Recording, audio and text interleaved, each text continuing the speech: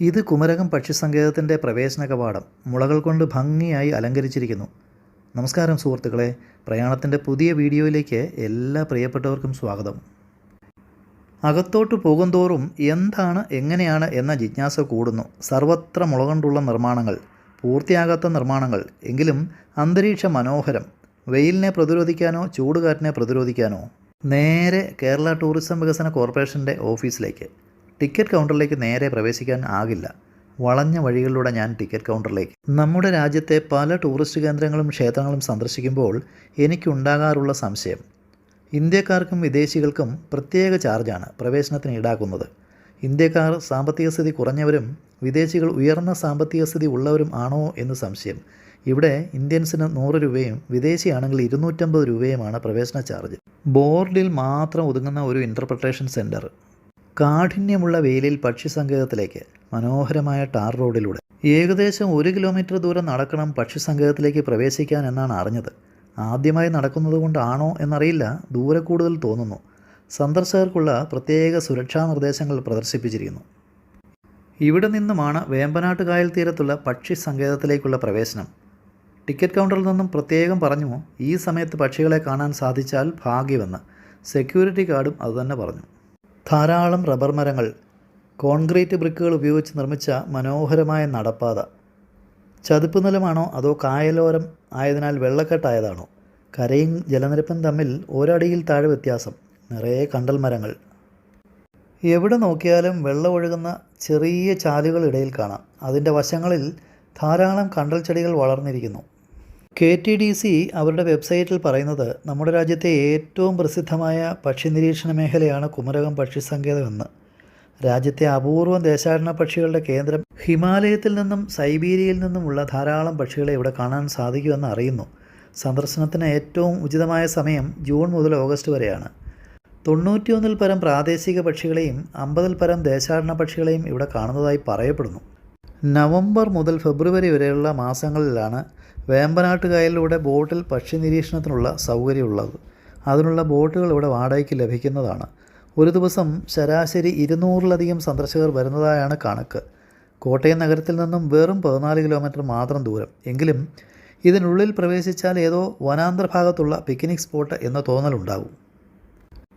എൻ്റെ അഭിപ്രായത്തിൽ പ്രഭാത സവാരിക്ക് പറ്റിയ സ്ഥലം വൈകുന്നേരങ്ങളിൽ വേണമെങ്കിലും ആകാം. ഇവിടുത്തെ സമയം രാവിലെ 6 മണി മുതൽ വൈകിട്ട് 6 മണി വരെ മാത്രം. ഇവിടെ ഞാൻ അറിഞ്ഞ ഒരു അച്ചടക്കം, അതും വിദേശികളിൽ നിന്നും, ഉച്ചത്തിൽ സംസാരിക്കാൻ പാടില്ല എന്നുള്ളതാണ്. മുമ്പിൽ എതിർദിശയിൽ വന്ന ഒരു വിദേശ വനിതയോട് have you noticed any birds എന്ന് ചോദിച്ചപ്പോൾ അവർ ആക്ഷനിലൂടെ ചുണ്ടിൽ ചേർത്ത് ഷ് എന്ന് പറഞ്ഞ് കീപ് സൈലൻസ് എന്നാണ്. നിങ്ങൾക്ക് പക്ഷികളെ കാണാനുള്ള അവസരം നഷ്ടപ്പെടും എന്നും പറഞ്ഞു. ഈ പക്ഷിസങ്കേതത്തെക്കുറിച്ച് പൊതുവെയുള്ള ഒരു പരാതി, ഇവിടെ ലവേഴ്സിൻ്റെ വിഹാരകേന്ദ്രം എന്നും പക്ഷികളെക്കാൾ അധികം ഇവരെ കാണാം എന്നുള്ളതുമാണ്. എനിക്കും അങ്ങനെ തോന്നി.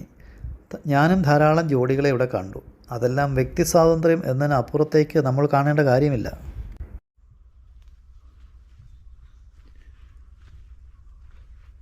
വീണ്ടും ഒരു പാലത്തെ കൂടെ കടന്ന് അപ്പുറത്തേക്ക് പോവുകയാണ്. ഇതെങ്ങോട്ടാണെന്ന് അറിഞ്ഞൂടെ.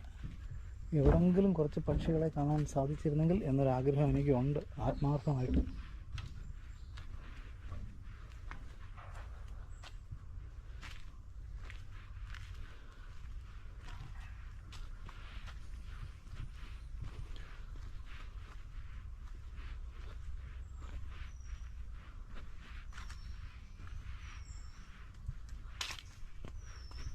ഇതാ 3ാമത്തെ പാലം. മറ്റൊരു തുരുത്തിലേക്ക് നമ്മൾ പ്രവേശിക്കുകയാണ്.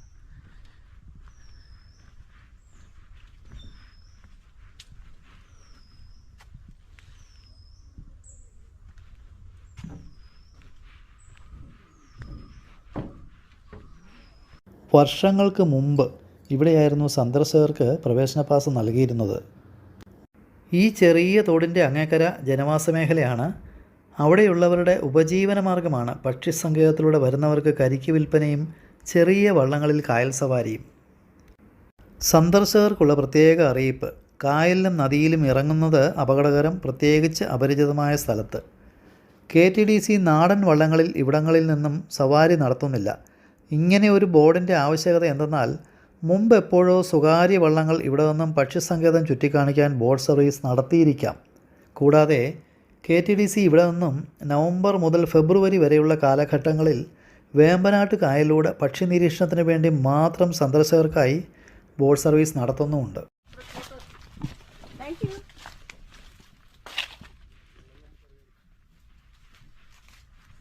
വെള്ളം കുടിച്ച പോലായില്ലേ?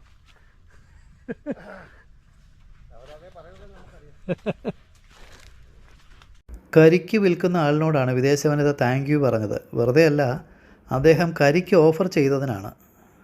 ഗ്രൂപ്പായിട്ട് വന്ന സന്ദർശകർ എല്ലാം ഉച്ചത്തിൽ സംസാരിച്ചുകൊണ്ടാണ് നടന്നിരുന്നത്. മനുഷ്യരുടെ ശബ്ദങ്ങളും പക്ഷികളെ അകറ്റും.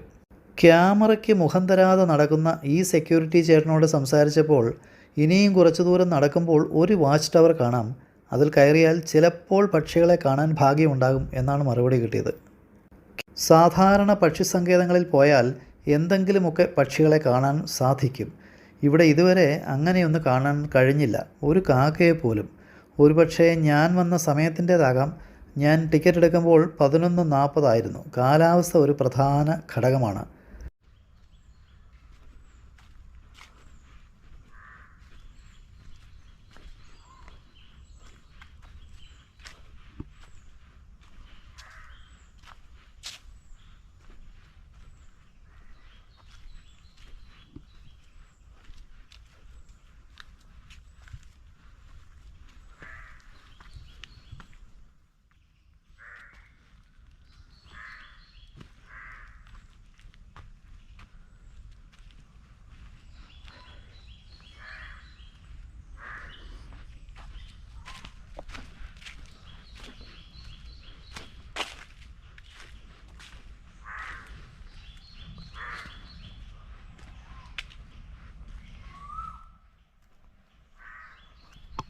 ഇപ്പോൾ ഒരു അണ്ണാൻ കരയുന്ന ശബ്ദം കേൾക്കാം.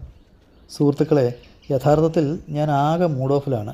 ഇത്രയും നേരം നടന്നിട്ടും ഒരു പക്ഷിയെ പോലും കാണാൻ സാധിച്ചില്ല. ഈ വിദേശ വനിതയ്ക്ക് ഇവിടെ ഒരു ഭീമൻ ലിസാർഡിനെ കാണാനുള്ള ഭാഗ്യമുണ്ടായി. അവരതിൻ്റെ ഫോട്ടോ എടുത്തത് എന്നെ കാണിച്ചു. അത്രയ്ക്ക് പതുങ്ങി ശബ്ദമുണ്ടാക്കാതെയാണ് അവർ നടന്നിരുന്നത്. എന്നോട് സംസാരിച്ചതും അതുപോലെ തന്നെ വളരെ പതുക്കെ. നടന്നിട്ട് വഴി അവസാനിക്കുന്നില്ലല്ലോ എന്ന് വിചാരിച്ച് നടന്നപ്പോൾ എത്തിച്ചേർന്നത് ഈ മുനമ്പിൽ. തണ്ണീർമുക്കം ബണ്ട് നിർമ്മിക്കുന്നതിന് മുമ്പ് ഇപ്പോഴത്തെ ആലപ്പുഴ ചങ്ങനാശ്ശേരി സംസ്ഥാന പാതയിലെ 3 പാലങ്ങൾ, നെടുമുടി, പള്ളാത്തുരുത്തി, കിടങ്ങറ പാലങ്ങൾ നിർമ്മിക്കുന്നതിന് മുമ്പ് ഈ മുനമ്പ് വളരെ പ്രശസ്തമായ തിരക്കേറിയ ബോട്ട് ജെട്ടി ആയിരുന്നു. അന്നത്തെ യാത്രക്കാർക്കായി സ്ഥാപിച്ച ബോർഡാണ് ഈ കാണുന്നത് കോട്ടയം ജില്ലയിലെ പ്രധാന നദിയായ മീനച്ചിലാറാണ്. ഇവിടെയാണ് മീനച്ചിലാർ വേമ്പനാട്ട് കായലിൽ സംഗമിക്കുന്നത്. തൽക്കാലം സെക്യൂരിറ്റി ചേട്ടൻ പറഞ്ഞ വഴിയിൽ വാച്ച് ടവർ ലക്ഷ്യമാക്കി നടക്കുകയാണ്, തോടിന് കുറുകെയുള്ള മനോഹരമായ പാലത്തിലൂടെ.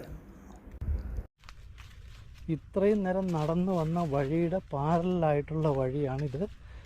ഒരു 3 കിലോമീറ്ററെങ്കിലും നടന്നിട്ട് വേമ്പനാട്ട് കായലിൻ്റെ സൈഡിൽ വന്നിട്ട് ഒരു യൂ ടേൺ, എന്നിട്ട് ആ വഴിക്ക് പാരലായിട്ട് നടക്കുകയാണ് വന്ന അതേ ദിശയിലേക്ക്. എവിടെ എത്തുമെന്നറിയില്ല, പോയി നോക്കാം. മഴക്കാലങ്ങളിൽ ഞാൻ ഈ നടക്കുന്ന ഭാഗമെല്ലാം വെള്ളത്തിൽ മുങ്ങിയിരിക്കും. പക്ഷേ ആ സമയത്ത് ഇങ്ങോട്ട് ആരെയും പ്രവേശിപ്പിക്കത്തില്ല. അല്ലെങ്കിൽ അതും ഒരു ത്രില്ലിങ് എക്സ്പീരിയൻസ് ആയിരുന്നു. ഒരു എരണ്ടെന്ന് പറയുന്ന വെള്ളത്തിൽ മുങ്ങിപ്പൊങ്ങുന്ന കാക്ക പോലത്തെ ഒരു പക്ഷിയില്ല, അതിനെപ്പോലും കാണുന്നില്ല. അതാണ് സങ്കടം. ഇത്രയും ദൂരം നടന്നിട്ടും. എന്തെങ്കിലും പക്ഷികളെ കണ്ടോ?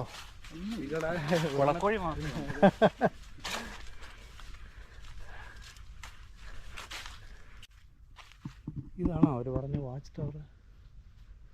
മുകളിലോട്ട് കയറാൻ പറ്റുമോ? ഓ, കയറാൻ പറ്റത്തില്ല എന്ന് ഒരടയാളം ഞാൻ കാണിച്ചു തരാം. എന്താണെന്നറിയോ? കയറുന്ന പടിയുടെ അവിടെ tower under maintenance, don't climb. മാത്രമല്ല ഒരു ചെയിൻ ചങ്ങലയിട്ട് കെട്ടി വെച്ചേക്കുന്നു. കണ്ട, അടുത്ത് കാണിക്കാം. ഇതിൽ കൂടുതൽ ഇതിൽ കയറാൻ പറ്റത്തില്ല എന്നുള്ള തെളിവുണ്ട്. പക്ഷെ കയറിയ താഴെ വീഴത്തില്ല എന്നുള്ളതിന് ഉറപ്പൊന്നുമില്ല കേട്ടോ. മുഴുവൻ തുരുമ്പിച്ചിരിക്കുക. എനിക്ക് തോന്നുന്നു ഏറ്റവും അധികം ലവ് ബേഡ്സിനെ ഒരേ സമയം കാണുന്നത് ഈ ഭാഗത്താണ്. പുറപ്പെടുന്ന സ്ഥലത്തു നിന്നും ഏറ്റവും ദൂരെയുള്ള ഈ പക്ഷി സങ്കേതത്തിലെ നടപ്പാതയുടെ അവസാന ഭാഗത്ത് പക്ഷികളെപ്പോലെ സ്വതന്ത്രമായി വാച്ച് ടവർ, ഇതാണ് ഇവിടുത്തെ പുതിയ വാച്ച് ടവർ. പഴയത് നിങ്ങൾ കണ്ടില്ലേ, ഒരു ചങ്ങലയിട്ട് പ്രവേശനം നിഷേധിച്ചിരിക്കുന്നത്, അതേപോലെയുള്ള മറ്റൊന്ന്.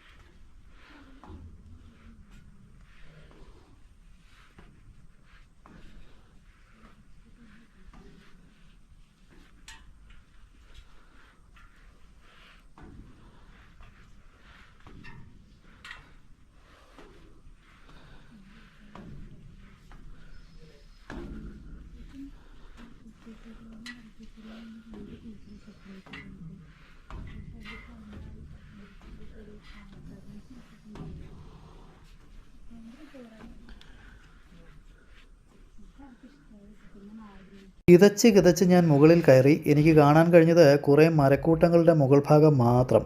പക്ഷികളെല്ലാം നാട് വിട്ടു എന്ന് തോന്നുന്നു. അത്രയും ചൂടുള്ള കാലാവസ്ഥയാണിപ്പോൾ. നിരാശയോടെ ഞാൻ വാച്ച് ടവറിൽ നിന്നും പടികളിറങ്ങി. മുമ്പൊരിക്കൽ ഞാൻ ചെന്നൈക്കടുത്തുള്ള വേടൻതാങ്കൾ എന്ന പക്ഷിസങ്കേതത്തിൽ പോയിരുന്നു. പക്ഷേ ഇത്രയ്ക്ക് നിരാശപ്പെടുന്ന അന്തരീക്ഷം ആയിരുന്നില്ല അവിടെ. ധാരാളം പക്ഷികളെ ദൂരെ നിന്നാലും കാണാൻ സാധിച്ചു. അതിൻ്റെ വിശദമായ വീഡിയോ ചാനലിൽ ലഭ്യമാണ്. അതിൻ്റെ ലിങ്ക് ഞാൻ ഡിസ്ക്രിപ്ഷനിൽ കൊടുക്കുന്നുണ്ട്, നിങ്ങൾക്ക് വേണ്ടി ഒരിക്കൽ കൂടി കാണാൻ. പറയാൻ മറന്നു, ഇനി വന്ന വഴിയെ തിരികെ നടക്കുകയാണ്. ബേർഡ് സാങ്ച്വറിക്കകത്തു നിന്ന് ഈ ഒരു ചാലിൻ്റെ സൈഡിൽ കൂടെ അഴുക്ക് വെള്ളമായാലും നല്ല വെള്ളമായാലും ഈ മരക്കമ്പുകളും എന്തോ ചെറിയ ഇലയുടെ ആണോ വേറെന്തെങ്കിലും പച്ച നിറത്തിലുള്ള പൊടികളാണോ എന്ന് അറിഞ്ഞൂടാ. കാണാനൊരു ഭംഗിയുണ്ട്. ചെറിയ കാറ്റുമുണ്ട്, അത്രയേ ഉള്ളൂ. വലിയ തണുപ്പൊന്നും പറയാനില്ല, വെയിലുണ്ട്. എന്തായാലും ഒന്ന് പറയാം കേട്ടോ, ഈ ബേർഡ് സാങ്ച്വറി വരുന്നത് അട്ടർ വേസ്റ്റ്. വെറുതെ 100 രൂപയുടെ പ്രവേശന പാസം കൊടുത്ത് അകത്ത് വന്ന് മിക്ക മരത്തിൻ്റെയും ചേട്ടിൽ ഒരു ആണും പെണ്ണും കെടി പിടിച്ചുകൊണ്ടിരിപ്പുണ്ട്. അവരൊന്നും ഞാൻ വീഡിയോ എടുത്തിട്ടില്ല, എന്നാലും സത്യത്തിൽ വെറുത്ത് പോയി ഇതിനകത്തുനിന്ന് വെളിയിലോട്ട് പോവുക. ദൂരെയുള്ള പച്ചത്തുരുത്ത് കണ്ടോ? മീനച്ചിലാറ് വേമ്പനാട്ടുകായലിൽ സംഗമിക്കുന്ന ഭാഗം. വെള്ളപ്പൊക്ക സമയത്ത് ഒഴുകിയെത്തുന്ന എക്കൽ മണ്ണ് അടിഞ്ഞുണ്ടായ ഒരു ചെറിയ തുരുത്ത്. ധാരാളം കെട്ടുവള്ളങ്ങൾ കായലിലേക്ക്, പ്രധാനമായും കെട്ടുവള്ളങ്ങളുടെയും ശിക്കാര വള്ളങ്ങളുടെയും ആസ്ഥാനമായ ചീപ്പുങ്കലിൽ നിന്നും സഞ്ചാരികളെയും കൊണ്ട് കായലിൽ പ്രവേശിക്കുന്ന ഭാഗം. നമ്മൾ കായലിൽ ധാരാളം കാണുന്ന പായൽ വിഭാഗത്തിൽപ്പെട്ട പോള എന്നറിയപ്പെടുന്ന സസ്യം. എതിർവശത്ത് കാണുന്നത് വളരെ പ്രശസ്തമായ ഒരു സ്വകാര്യ കായൽ റിസോർട്ടാണ്. നിങ്ങൾ കേട്ടിരിക്കും, കോക്കനട്ട് ലഗൂൺ.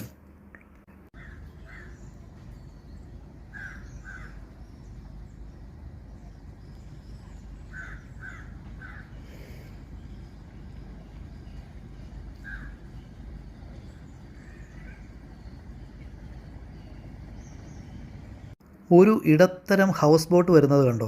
എന്തൊരു തലയെടുപ്പാണ്. അപ്പോൾ താരതമ്യേന വലിയ ഹൗസ് ബോട്ട് വന്നാൽ എങ്ങനെയിരിക്കും?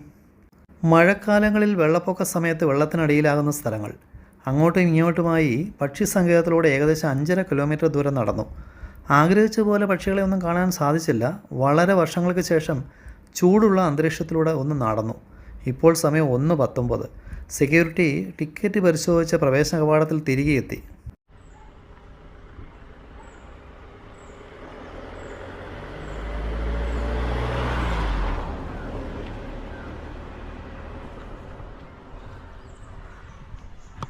ഞാൻ മുമ്പ് പറഞ്ഞിരുന്ന നവംബർ മുതൽ ഫെബ്രുവരി വരെയുള്ള മാസങ്ങളിൽ സഞ്ചാരികളുമായി കായലിലൂടെ പക്ഷി നിരീക്ഷണത്തിന് സഞ്ചരിക്കാൻ ഉപയോഗിക്കുന്ന ബോട്ടുകൾ. സ്പീഡ് ബോട്ടിന് 1 മണിക്കൂറിന് 1500 രൂപ, മോട്ടോർ ബോട്ടിന് 1 മണിക്കൂറിന് 750 രൂപ.